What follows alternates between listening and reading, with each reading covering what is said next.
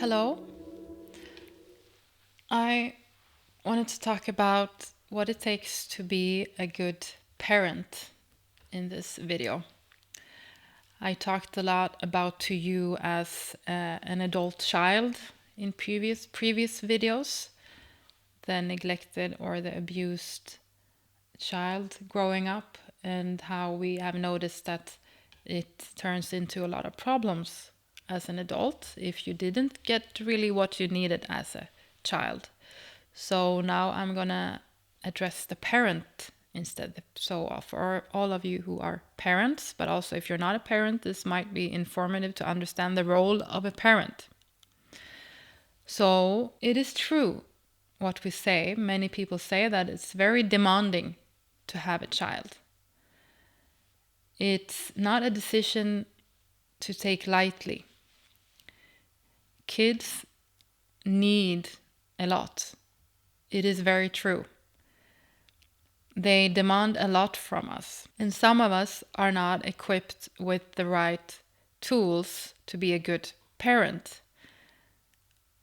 Often because of our own experiences of being a child to parents who didn't either have the right tools. So we have them as role models, and also maybe traumas in us, and we don't really know what it means to be a good parent. So some of us should not be parents unless we truly work on ourselves. However, many of us who get children, we don't notice until the kid is there that we are not a good parent and that we don't have the tools to actually be a parent. So that's the problem. Some people actually are very conscious in the face of the decision of getting a child. They make a very conscious decision. No, I don't want to have a child because I know my past and I don't want to repeat my past onto this child. So I don't want children. And I think this is a good thing if you know that it takes a lot of work and there's too big of a risk that I will repeat the same thing. But then there is a lot of people who, for one reason or another, they don't make it a conscious thought process whether you want a child or not, and also you don't have enough information about what it actually means to give birth to a child into this world, and what it actually means to be the caretaker of a new life and the forever guidance of this child. I don't think we talk about it enough. So many of us, don't make that of a conscious choice. It's more, I feel the longing of becoming a parent or a mother. I feel ready now, and it would be wonderful and blah, blah, blah. Yeah, of course, it will be also difficult, but then we don't really think what it means that difficult, what that actually means. Not only that we're not going to sleep and all that, but what it actually also means for the child if you're not giving your all to this child. I'm not talking self-sacrifice that you should, totally leave your own worth or your own interest in yourself for this child, because that's not good. Then you're going to be bitter and, blame the child. No, I'm talking about you have to be willing to really invest time and effort and your engagement in this child. And I'm telling you that willingness is very difficult to say yes to if you don't have the experience yourself of that someone invested their time and willingness and effort to really truly give you what you needed. It's a fact you will have a lot against you if you think that if you're going to be a parent and if you didn't have that experience of someone investing it all into you. And what does that mean, investing time and effort and willingness to understand you? Well, yeah, being a good parent is not obviously giving your child everything that it wants, but it's about giving it what it needs. So what does a child need? Well, of course, it obviously needs a home, a house, like roof, and it needs clothes, and it needs activities, and it needs stimulation, intellectual stimulation, like conversations and learning new things, or it needs to practice new skills, and not to chase achievements, but to gain confidence. That's what happens when we practice new skills and when we engage, for example, in sports or in creative activities. It gives you an experience of that you can do something with your body. So it helps confidence. So we need that, but the child also need a lot of emotional support or a lot of emotional guidance, emotional experiences, what it is to have a healthy relationship. That's probably more important than all of the other things. If you don't have an experience of a healthy relationship, then you won't be able to build a healthy life. So say if you live on the streets growing up, but you have like a really mature parent who are really attentive and listening to you and interested in what you're saying and secure herself, I would guess that child is better equipped to doing something healthy with his or her life than the child who has all the materialistic needs met, but who has totally absent or abusive parents. That child will probably not be as equipped to do something healthy for their life. So the emotional intelligence, if you will, or the emotional maturity that we can teach our child as a parent and guidance, that's the most important thing. But that's also probably the most demanding thing. So that's why many parents, they say to the child we gave you all. You got to do this and this and this, and you got all the things you wanted. Is that not enough?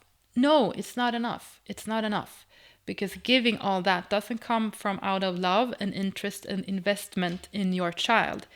It can be thousands of other different reasons why you buy a lot of gifts to your child or toys to your child, or why you put the child in different sorts of activities, or why you go on trips, or why you support the child in academic journeys. It can be thousands of other reasons to that than just interest in your child's perspective and world. It can be actually as a compensation, because you know unconsciously that, well, I'm not present emotionally, but if I give a lot of toys, then she or he will be happy anyway. But no, it is not enough. And I think that's why it's like with every other problem that people are often, compensating or working around the bush, working around the problem. For example, if you have a lot of anxiety, instead of going to the root of the anxiety, like what is the source of the anxiety? Well, it's that I'm sad. Instead of going there, they chase the solution in self-help books, in retreats, or in talking about it in therapy, talking solutions, trying to solve, or in blaming, blah, blah, blah. Instead of, stop doing all of that and just, be with yourself and listen. It's the same thing with parents. Like, instead of actually just being present with your child and, see what comes up for you, because that might be uncomfortable if you're not used to it and if you didn't have that experience of someone being with you as a child. But instead of doing that, we're avoiding, and we're just running around like crazy people and trying to compensate for the lack of presence, for the lack of love, by buying things or tons of activities, or just promoting achievements or whatever. So the motivation to do all that it doesn't have to be for the child. It might be to avoid something in you as a parent. But again, to buy things for your child or to promote, to let it engage in activities, it's not bad per se. Of course, it's really good. And again, it can promote confidence and it can, bring a lot of joy to the child. But you need to be aware of what is the driver. Do I do all of that to compensate for a lack that is way more important to look at? Or do I do that as a bonus to what is already there in the foundation? What needs to be there in the foundation is obviously love, like unconditional love for the child, and an unconditional curiosity in the perspective of the child. That's the most important thing. That's the most important thing. If you don't know how to do it, watch my other videos about you being the child who once was neglected. You really need to understand that about yourself if you have a child and if you're a parent yourself, because you don't want to bring that forth. You don't want to pass it down to your child because it's a big risk that you do. And again, even though you are important, that you grew up in neglect and what was wrong and so on, you might still unconsciously repeat the behavior. It might be, as I've been talking about with self-sabotage, it's very sneaky how enactments of traumatizing behavior trickles down in generation and continues. And you might, not be aware of how you pass it on. So please watch the other videos to be aware of like how has the lack of love and your perspective in your past. How do you notice it in your life now? And how can you help yourself to give yourself more love and attention so that you know how to give it to a child? Because it's very important to be aware of that children are like a reminder of God, if you will.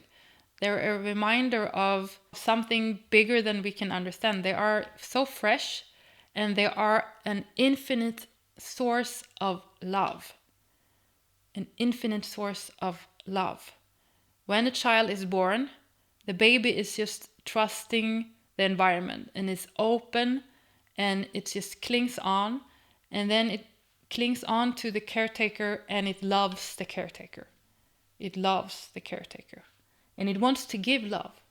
Children wants to give love. And if you don't understand this, or if you understand it deeply, then you will say no to the love of the child, which is devastating for both the child and for you. Because here you have this potential of healing yourself. If you didn't get love and you get a child yourself, you have this potential of getting so much love from the child. So much love. But if you didn't get love yourself, it's a huge risk that you actually eventually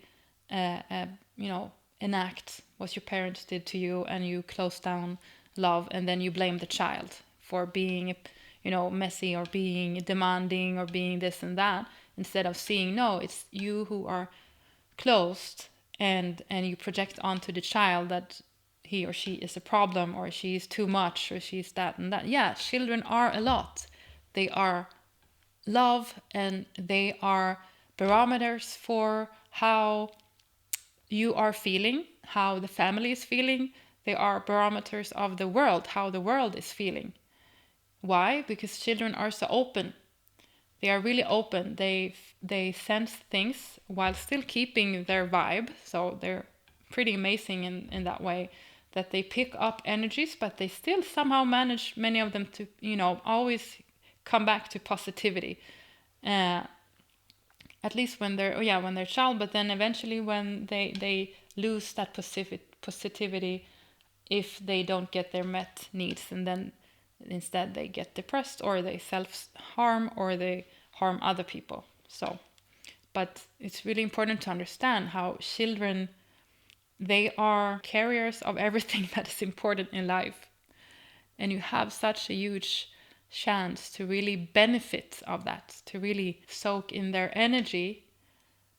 But in order for them to continue to give, you need to take care of them the best you can, with all of your heart, with all of your being, with all of your engagement. It's like really, they are divine beings, and you need to just cherish them. But because if you don't, they will give you hell. It's true. If you don't, they will give you hell, either directly by being a pain in the ass, or by inflicting pain on themselves. So getting a lot of problems and start to hate themselves, and then continue doing so. Why? Because kids are like carriers of symptoms of what's wrong in a family. So if you're a family, say of 4, and one child has a lot of problems, it's very common that we think, well, that's is something special with that child, and let's get help for that child. Let's put the child with therapists, etc. So it's all focused on it's the child. But it's the only thing that the child is doing is expressing in a more or less subtle way what is wrong with the whole system of the family. So it's a very ungrateful role that the child has, because everyone views the child as a problem, but actually it's just a messenger. The child is a messenger, and I think it's crucial that we understand that. You shouldn't just put the child in it with therapists. You should try to interpret, okay, what is it that the child is trying to say unconsciously? What is it that the child is trying to show us by having these temper tantrums, or by wanting to die, by hating, by being depressed? What is it that the child is trying to say? That is information about the whole family, about the parents, about me as a parent. Because the child is me. The child is me. You are the same. The child comes from me as a parent. So if my child is not feeling well, I'm not feeling well. This is how you need to look at it. If my child has problems, don't take the way of, I'm such a failure as a parent, blah, blah, blah. But start to think, okay, my child is not feeling well. It's a messenger of how I am feeling, or how the whole family is feeling. And start to break it down that way. Start to do some introspective work. Okay, how am I feeling? Because the child is just a link. The child is just a mirror out. So don't put the child only in therapy. Think about what the child is trying to tell you. And when you start to think about it this way, then you start to understand that what it actually takes to bring up a child, that they are really a blessing to be close, and that you should really listen and be attentive to what they're saying, because they are so undestroyed, they are so pure. Yeah, they might not deliver their messages in sophisticated way always, and often to really take advantage of their wisdom, you need to have time. You need to be patient. When you're putting a child to bed, for example, those moments can be really precious, because then everything slows down and you have time to just lay there and talk. And just cherish those moments, because that's when the child can say really wise things. And just try to have that understanding that they know more than you do. However, they cannot interpret what they know. So children don't know what they know. They are not aware of how much they know, but that's up to you as an adult to interpret what they're saying. And if you really start to listen, in a way, treat the child as divine beings, that your assignment is to really protect and to promote well-being for them, and to guide, then they can guide you even more. They can guide you in knowing and understanding what is most important in life, and how should your view on life be. So being a parent is not is not easy. It's not easy. It takes a lot from you. That's what I want to say. Because it demands you to really, you cannot escape yourself because your child is you. So if your child is showing ugly things to you, it's just a mirror of your ugly things.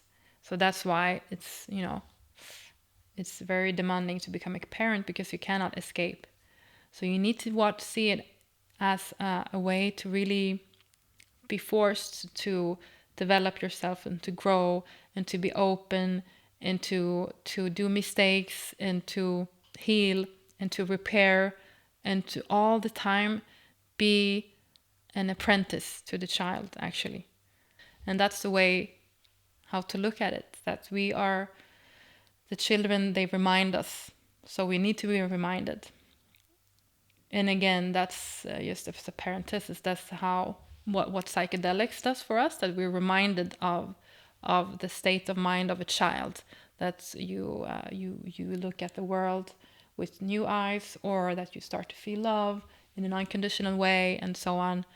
But the child can teach us that. So that's they are the source to divinity, which doesn't mean that just do whatever they want, because they are also very immature and they don't know boundaries, and they don't know, it's a lot of things that they don't know.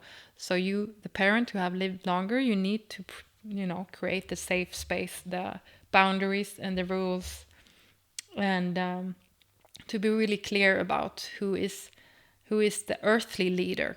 Yeah, that's one way you can look at it. The parent is the earthly leader, but the child is the divine leader. So it does take a lot to be a parent.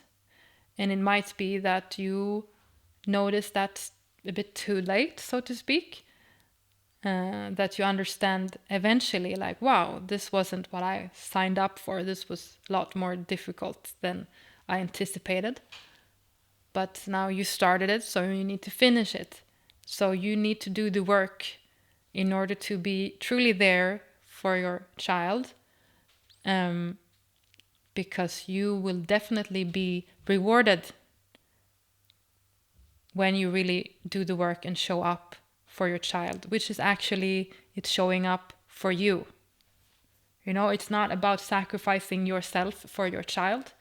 It's about sacrificing your traumatic or problematic past enactment, your problems, sacrificing your old way of looking at the world, and instead welcoming a new one, which your child can teach you about, which is about openness, being clear, which is about unconditional love, which is about engaging in different perspectives. So if you already have children, and if you find it demanding, I'm just validating that it is. But the way to accept that is to understand that the child is you. So it's like a bonus. When you're taking care of the child better and better, you're actually doing the same with you. Or the other way around, when you're taking care of yourself better and better, you will be able to be a more attentive, loving, open parent. And you will be very rewarded, because there is no other love that is more loyal than a child's love to its parents.